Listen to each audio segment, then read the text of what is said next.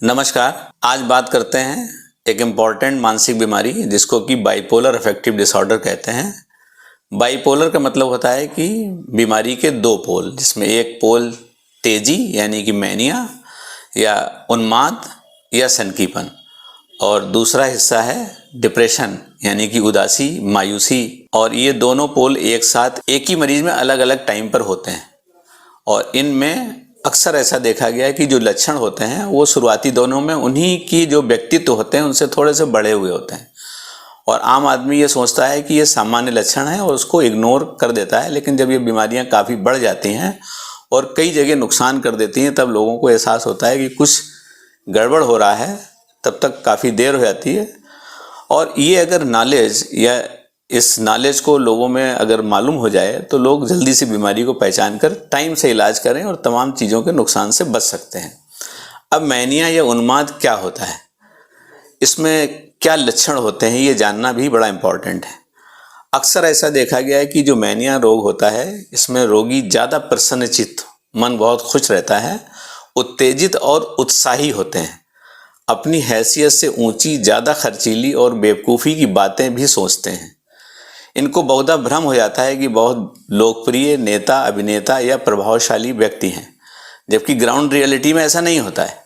इनको ऐसा महसूस होता है और इस वजह से ये अपनी बात के आगे किसी की बात नहीं मानते हैं, जल्दी ही गुस्सा या आवेश में आ जाते हैं, रास्ते चलते लोगों से बातचीत करते हैं। इनकी बोलचाल में धारा प्रवाह, शेरो शायरी का समावेश हो जाता है।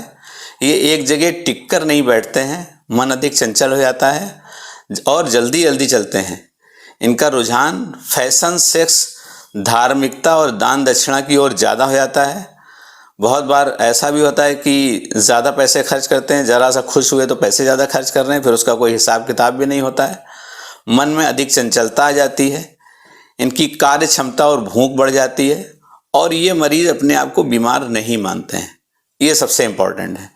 अक्सर देखा जाए तो बहुत बार ऐसे लोग कहते हैं मैं फलाने पॉलिटिकल पार्टी का हूँ, मैं आईएएस बन गया हूँ, जबकि वहाँ ग्राउंड रियलिटी में नहीं कुछ होता है और वो बिहेव भी वैसे ही कर रहे होते हैं।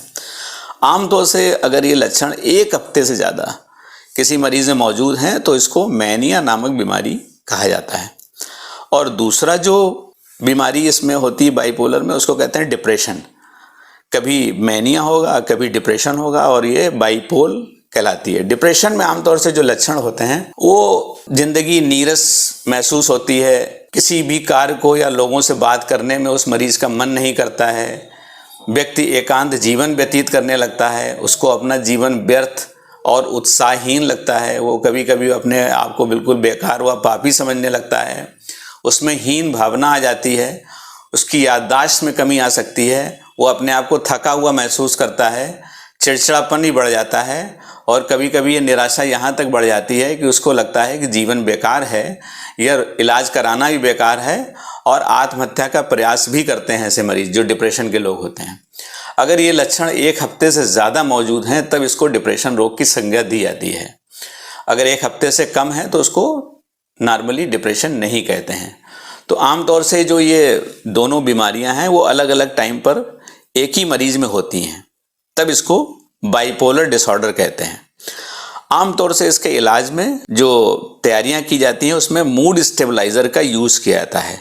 आम डिप्रेशन से थोड़ा हटकर इनको मूड स्टेबलाइजर यूज़ करते हैं। अगर मरीज में बहुत एग्रेशन है, बहुत ज़्यादा प्रॉब्लम आ रही है उसको, तो बहुत बार ऐसे मरीजों में हॉस्पिटलाइजेशन की भी ज़रूरत पड़ती है, जिससे इनिशियली उनको इंजेक्टेबल्स दवाएं दे करके मरीज को कूल और रिलैक्स करके तब घर के रहने लायक जब हो जाते हैं कि उस वातावरण में, अन्यथा नुकसान बहुत कर देते हैं मैनिया में, तमाम सामान तोड़ देते हैं, घर से भाग जाते हैं, पैसों का तमाम नुकसान हो जाता है। तो इन सब चीज़ों से बचने के लिए अगर शुरुआती दौर में जानकारी मिल जाती है तो ये इलाज आसानी हो जाता है। आमतौर से क्या होता है, ये नॉर्मल व्यक्तित्व के लक्षण होते हैं। भाई कोई आदमी खुश है तो एक आध दिन खुश है, ठीक है, कोई आदमी उदास है तो एक आध दिन उदास है, कोई दिक्कत नहीं है। लेकिन अगर ये लक्षण इतने दिनों, जैसे मैनिया के लिए एक हफ्ते और डिप्रेशन के लिए 2 हफ्ते का पीरियड इम्पॉर्टेंट है, अगर ये जानकारी हो जाती है और इनका इलाज टाइम से मिल जाता है तो लोगों की रिकवरी फास्टर होती है और ये अपनी ज़िंदगी आसानी से व्यतीत कर लेते हैं।